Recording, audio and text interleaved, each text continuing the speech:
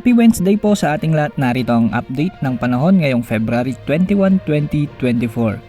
Sa kasalukuyan ay ang mainit na easterlies pa rin ang nakakaapekto ngayon sa ating bansa na siyang magdadala ng maalinsangang panahon sa maraming lugar sa Pilipinas. Samantala nakikita ng pag-asa ang pagtaas ng temperatura na posibleng umabot sa 40 degrees Celsius ang ilang rehiyon sa bansa dahil sa tumitinding epekto ng El Nino.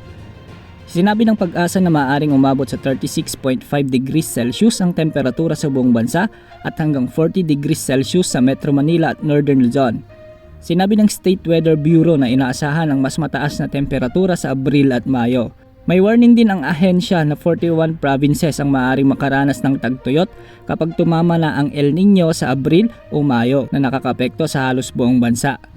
Noong nakaraang February 16 nga, ay naitala ang heat index na 44 degrees Celsius sa Legazpi, Albay. Kinategorya ng pag-asang lagay na ito bilang danger. Nangangahulugan ito na ang mga individual na nakababad sa matinding init ay maaaring makaranas ng mga problemang nauugnay sa init tulad ng cramps, pagkahapo at heat stroke.